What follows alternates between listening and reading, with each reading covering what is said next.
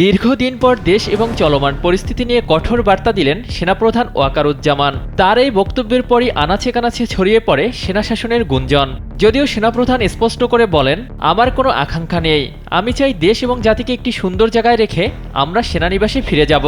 আমার অন্য কোনো আকাঙ্ক্ষা নাই, আমার একটাই আকাঙ্ক্ষা, দেশ এবং জাতিটাকে একটা সুন্দর জায়গায় রেখে ছুটি করা। I had enough.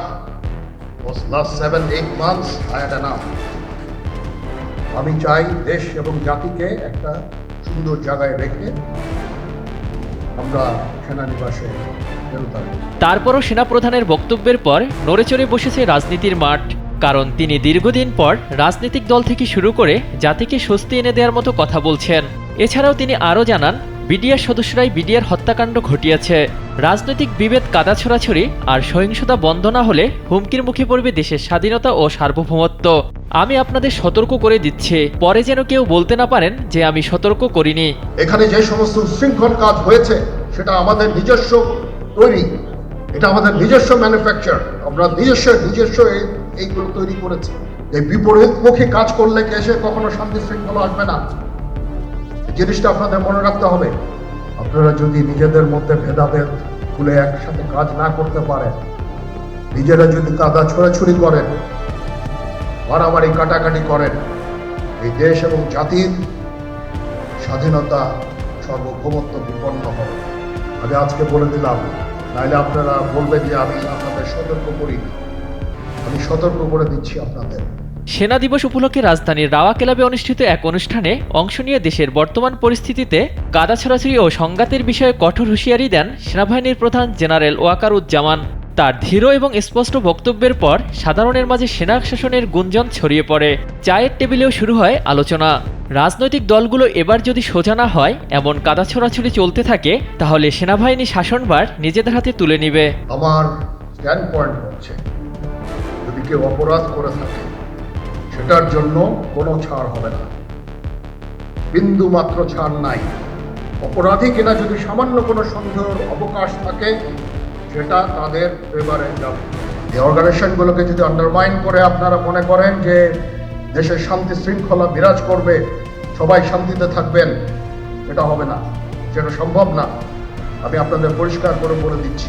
সেনাপ্রধান তার বক্তব্যে অনেক কিছুই পরিষ্কার করেন। পিলখানার ট্র্যাজেডি নিয়ে তিনি বলেন, মনে রাখতে হবে, এই বর্বরতা কোনো সেনা সদস্য করেনি, সম্পূর্ণটাই তৎকালীন বিডিআর সদস্য দ্বারা সংঘটিত। Full stop. এখানে কোনো ইফ এবং বাট নাই। এখানে যদি ইফ এবং বাট আনেন, এই যে বিচারিক কার্যক্রম এতদিন ধরে হয়েছে, 16 বছর ধরে, 17 বছর ধরে যারা জেলে আছে তারা কনভিক্টেড। যারা কনভিক্টেড, সেই বিচার প্রক্রিয়া ব্যাহত হবে। এই জিনিসটা আমাদের খুব পরিষ্কার করে মনে রাখা প্রয়োজন। এই বিচারিক প্রক্রিয়াকে নষ্ট করবেন না। যে সমস্ত সদস্য শাস্তি পেয়েছে তারা শাস্তি পাওয়ার যোগ্য। এই বর্বরতা কোনো সেনা সদস্য করেন, সম্পূর্ণটাই তদানীন্তন বিজিবি সদস্য দ্বারা সংঘটিত। Full stop. এখানে কোনো ইফ এবং বাট নাই। এখানে যদি ইফ এবং বাট আনেন, এই যে বিচারিক কার্যক্রম এতদিন ধরে হয়েছে, 16 বছর ধরে, 17 বছর ধরে যারা জেলে আছে,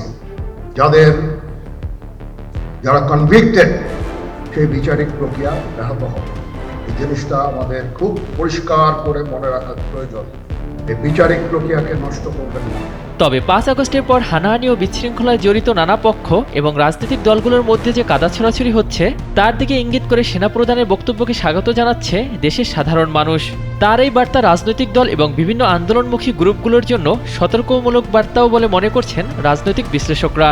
রাজনৈতিক দলগুলো যদি গণতান্ত্রিক ব্যবস্থা শক্তিশালী করার অঙ্গীকারের প্রতি উদাসীনতা দেখান, সেটা উদ্বেগজনক পরিণতির দিকে দেশকে নিয়ে যাবে বলে মনে করছেন সচেতন মহল। আরো সমস্যার মধ্যে বিশ্বাস করেন, ডোন্ট ওয়ান্ট টু হেড, ওইদিকে আমরা যেতে চাই না।